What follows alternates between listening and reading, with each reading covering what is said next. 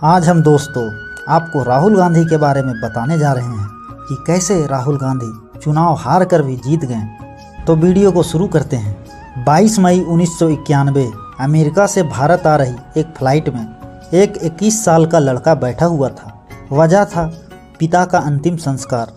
अपनी दादी को तो एक हत्याकांड में वह पहले ही खो चुका था, लेकिन यह गम तब और भी ताज़ा हो गया जब अपने पापा के शरीर के टुकड़ों को उसने कंधा दिया। जाहिर था कि एक बड़ा पॉलिटिकल करियर उसके सामने था, मगर पॉलिटिक्स का पा भी उसे नहीं आता था। इसी एक्सपीरियंस के साथ वो राजनीति में माँ के सहारे तो खड़ा हुआ, लेकिन अपनी ही गलती और जीरो नॉलेज के चलते उसे एक बड़ा सेटबैक झेलना पड़ा।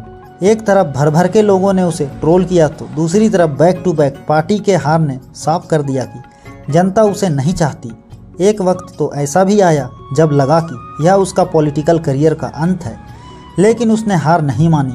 वह फिर उठ खड़ा हुआ, जनता के बीच गया, उनकी नाराज़गी को सुना और आखिरकार वो लाखों लोगों के दिलों तक जा पहुंचा। यह लड़का था शाही परिवार का लड़का राहुल गांधी। जी हाँ, वही गांधी जिसे पूरे इंडिया ने एक वक्त पर कभी पप्पू कहकर नकारा था। लेकिन फिर ऐसा क्या हुआ कि यह लोगों का विश्वास जीतने में सफल हो पाया? आखिर कैसे यह नेता मोदी के जादू को हटाकर लोगों के दिलों में मोहब्बत की दुकान खोल पाया?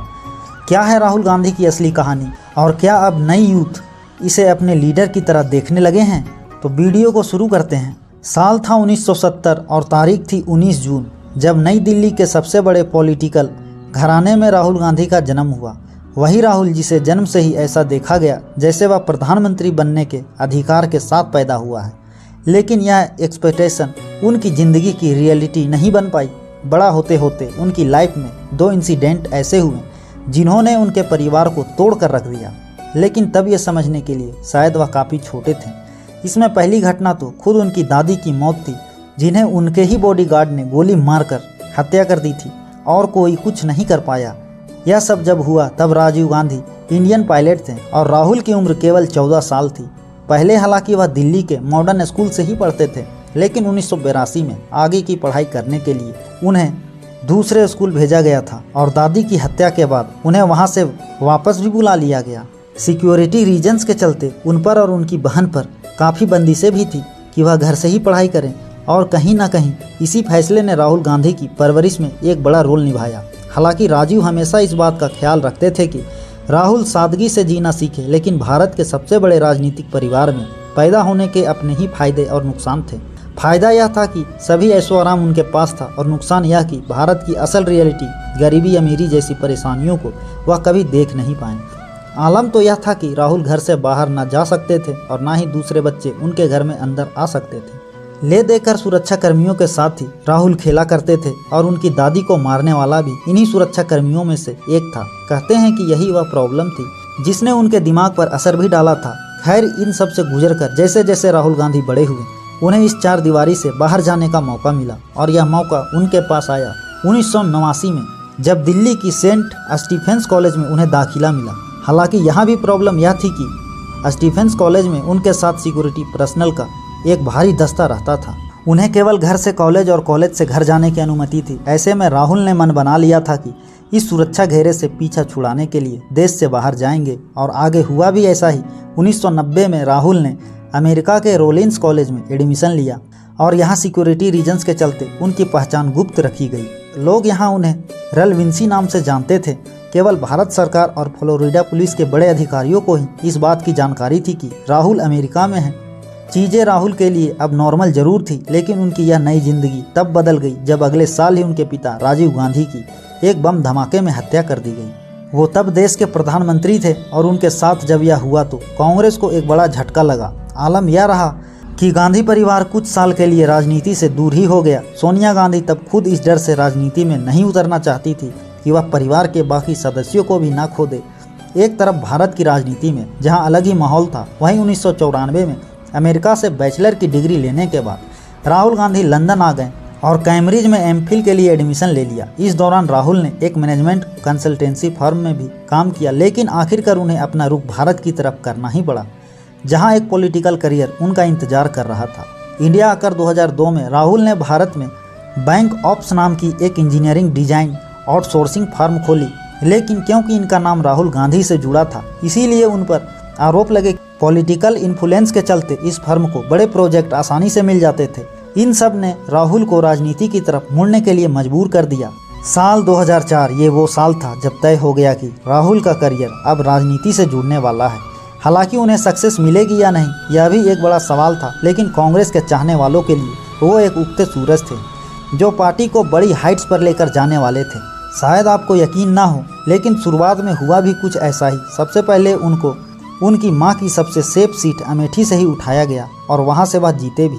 लेकिन जीतने के बाद भी उन्होंने मनमोहन सिंह सरकार से कोई मंत्री पद नहीं लिया, बल्कि इसके बदले उन्होंने देश भर में घूमकर भारत में ज़्यादा से ज़्यादा जानकारी इकट्ठा करने की कोशिश की। दलितों के घर रात गुजारने लगे, नरेगा मजदूरों के साथ मिट्टी डालना, मुंबई की लोकल ट्रेन में सफ़र करना और स्कूल कॉलेज के बच्चों से बातचीत करना।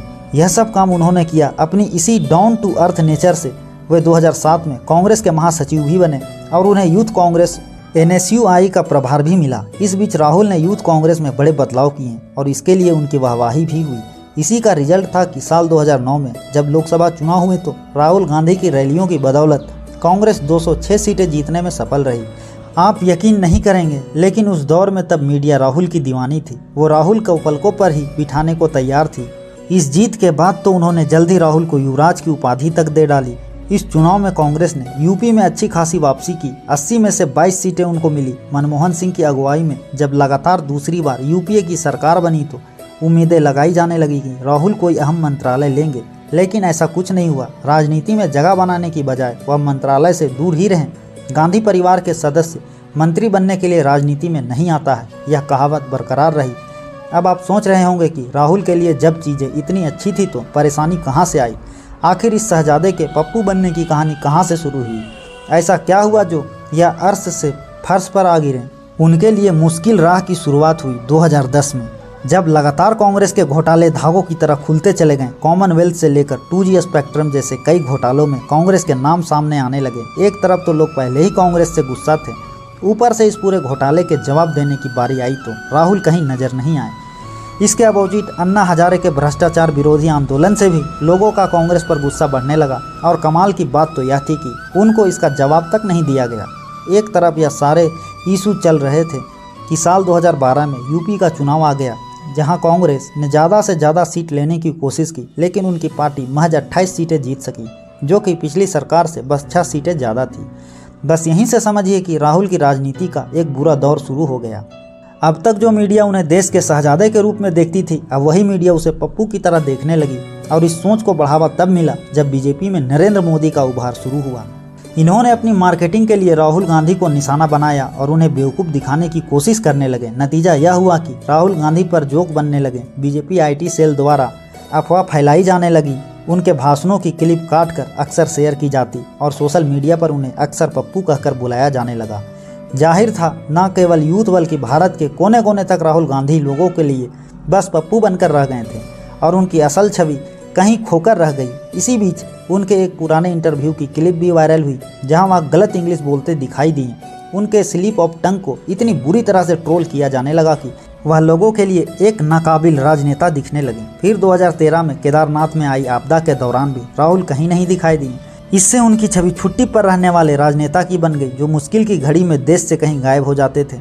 अब तक लोगों को कांग्रेस और राहुल दोनों से विश्वास उठने लगा और इसके अपोजिट मोदी लहर इतनी बड़ी हो गई थी कि लोगों को बाकी सभी पार्टियां छोटी लगने लगी थी। इसका नतीजा यह रहा कि साल 2013 में जब राहुल गांधी को पार्टी का वाइस प्रेसिडेंट बनाया गया, तब दिए गए भाषण में उन्होंने सत्ता को जहर बताया। कांग्रेस इस अवसर को राहुल की बड़ी लॉन्चिंग के लिए तैयार कर रही थी, लेकिन यह फ्लॉप हो गई। दागी नेताओं को बचाने के लिए लाए गए अपनी ही सरकार के अध्यादेश को उन्होंने बकवास और फाड़ कर फेंक देने लायक बताया। इसके बाद पार्टी के सीनियर नेता राहुल से नाराज हो गए। साल 2013 के आखिर में हुए 5 राज्यों के चुनावों में कांग्रेस 4 जगह बुरी तरह से हारी, जिसका कारण मोदी लहर था। लेकिन राहुल का कम सक्रिय होना भी इसका कारण बना। 2014 के चुनाव में राहुल और उनकी पार्टी बिल्कुल आक्रामक ना हो सके। इसका नतीजा यह हुआ कि कांग्रेस महज 44 सीटों पर सिमट गई। राहुल ने इस हार की जिम्मेदारी ली और इससे सबक लेने की बात कही। हालांकि कांग्रेस के कई सीनियर नेताओं का मानना था कि यह राहुल की नहीं बल्कि संगठन की हार है, लेकिन राहुल ने लोकसभा में पार्टी का नेता बनने की जिम्मेदारी नहीं ली। 2015 में वह 55 दिन के लिए कहीं चले गए। इसके बाद मीडिया के अलावा पार्टी भी उनके नेतृत्व को लेकर आशंकित हो गई। साल 2014 में हरियाणा महाराष्ट्र के विधानसभा चुनाव से शुरू हुआ हार का सिलसिला लगातार चलता रहा। असम, पश्चिम बंगाल, केरल, तमिलनाडु, झारखंड, जम्मू कश्मीर, उत्तर प्रदेश और उत्तराखंड में कांग्रेस एक बार नहीं बार बार हारती रही और दूसरी तरफ राहुल की इमेज भी बुरी तरह से बर्बाद हो गई।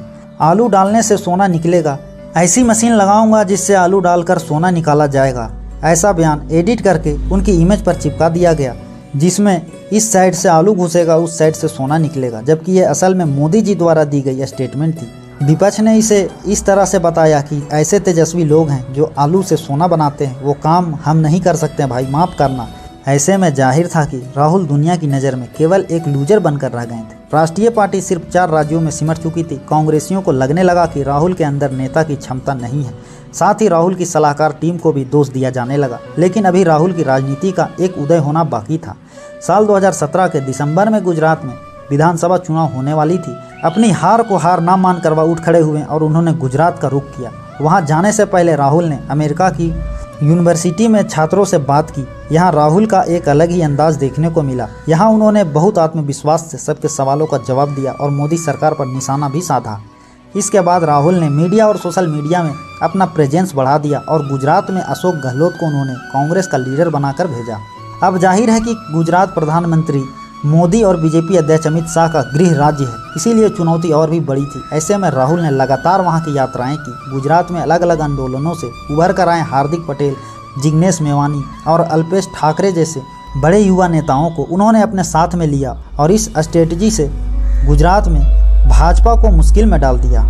180 सीटों की विधानसभा में 150 प्लस का नारा लेकर चली भाजपा इस चुनाव में 99 पे ही सिमट गई। चुनाव से पहले 41 विधायकों वाली कांग्रेस 80 का आंकड़ा पार कर गई।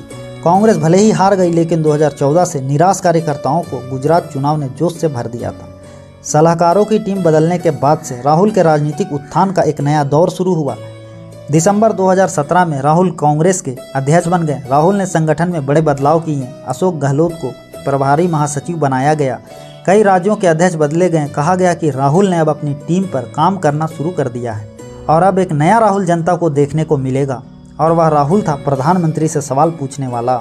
2017 में उन्होंने सीधे प्रधानमंत्री मोदी से सवाल पूछने शुरू कर दिए। सबसे पहले राफा डील में अनिल अंबानी को फायदा पहुंचाने का आरोप उन्होंने मोदी जी पर लगाया। इसके बाद उन्होंने नारा दिया कि चौकीदार ही चोर है। यह नारा कांग्रेस के कार्यकर्ताओं की जुबान पर चढ़ गया। राहुल के कद को मजबूत किया। दिसंबर 2018 में हुए 3 हिंदी पट्टी के राज्यों के चुनावों ने इन 3 राज्यों राजस्थान, मध्य प्रदेश और छत्तीसगढ़ में भाजपा की सरकार थी। कांग्रेस बिना कोई चेहरा घोषित किए राहुल गांधी के नाम पर ही तीनों राज्यों में चुनाव लड़ी। 2014 के बाद कांग्रेस ने किसी विधानसभा चुनाव में अकेले भाजपा को नहीं हराया था। इन 3 राज्यों को बीजेपी का गढ़ और उनका बेल्ट इलाका माना जाता था, लेकिन यहाँ राहुल की कांग्रेस ने बीजेपी को पटकनी दे दी। तीनों राज्यों में कांग्रेस ने बीजेपी को हराकर सत्ता हासिल की। संगठन ने इसका पूरा श्रेय राहुल गांधी के सिर बांधा। 3 राज्यों में जीत के बाद से कांग्रेस के हौसले बुलंद हुए। वो लगातार प्रेस कॉन्फ्रेंस करते रहे। फिर आया साल 2019 का चुनाव, जहां उन्होंने जी जान लगा दी, कई रैलियां की, लेकिन आलम यह रहा कि साल 2019 में कांग्रेस केवल 52 सीटें ही ले पाई। खुद अमेठी की सीट भी कभी कांग्रेस का गढ़ था, वहाँ से राहुल गांधी स्मृति ईरानी से 55,000 वोटों से हार गया। यहाँ से यह साफ हो गया था कि राहुल की क्रेडिबिलिटी अब 0 हो गई है। जनता अब उन्हें पसंद नहीं करती और शायद इस पार्टी का भविष्य अब अंधेरे में है। मगर यहाँ भी हार की जिम्मेदारी राहुल ने ली और कांग्रेस के लिए लोगों के दिलों में उठती नफरत और डिस्टेंस को खत्म करने के लिए उन्होंने एक नई यात्रा शुरू की और वायनाड को अब अपनी कर्म भूमि बनाया। केरल में जहाँ धीरे धीरे कांग्रेस अपना गढ़ बनाती गई, वहीं उन्होंने भारत के दिलों तक पहुँचने के लिए एक नई यात्रा शुरू की। इस यात्रा को नाम दिया गया भारत जोड़ो यात्रा। इसके तहत उन्होंने कन्याकुमारी से अपनी यात्रा शुरू की और कश्मीर तक जा पहुँचे। इस यात्रा में वह भारत के ऐसे ऐसे इलाकों से गुजरे जहां उन्हें देश की गरीबी का एहसास हुआ। वो बेहद ही निचले तबके से जुड़ने में इस यात्रा में सफल हो गए। लोग उन्हें अपने एक स्ट्रॉन्ग लीडर की तरह देखने लगे। लेकिन यहाँ राहुल की मुश्किलें तब बढ़ा दी गई जब एक पुराने मानहानि के दावे में उन्हें 2 साल की सजा सुनाई गई।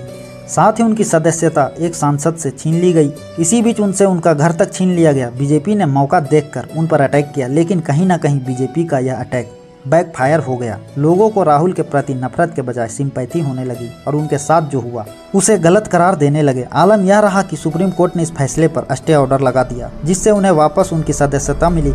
लोगों के दिलों में उनके लिए प्यार आने लगा और इसी का नतीजा हुआ कि 2024 में जब चुनाव में वो खड़े हुए, बीजेपी सरकार के अनकाउंटर रोज करने के बाद भी राहुल पर लोग भरोसा दिखा पाए। हालांकि वह चुनाव तो नहीं जीत सके, लेकिन बीजेपी के खिलाफ इंडिया अलायंस बनाकर वो 2024 में एक स्ट्रॉन्ग अपोजिशन खड़ा कर पाए। कांग्रेस यहाँ केवल 99 सीट जीती, लेकिन एक बात तो साफ हो गई कि उनका प्रदर्शन 2019 से काफी बेहतर रहा। इसका एक बड़ा श्रेय भारत जोड़ो यात्रा और राहुल गांधी की कभी न हार मानने वाली स्पिरिट को जाता है।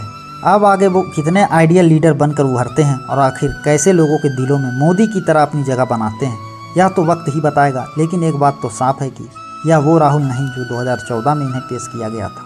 अब न केवल इनका रुख बदला है, बल्कि इनका मुद्दा भी काफ़ी हद तक बदल गया है और आने वाला समय शायद इनके लिए ब्राइट हो सकता है। और इस पर आपका क्या कहना है, हमें कमेंट सेक्शन में ज़रूर बताएं। वीडियो अगर अच्छी लगी हो तो लाइक करें और चैनल को सब्सक्राइब भी ज़रूर कर दें।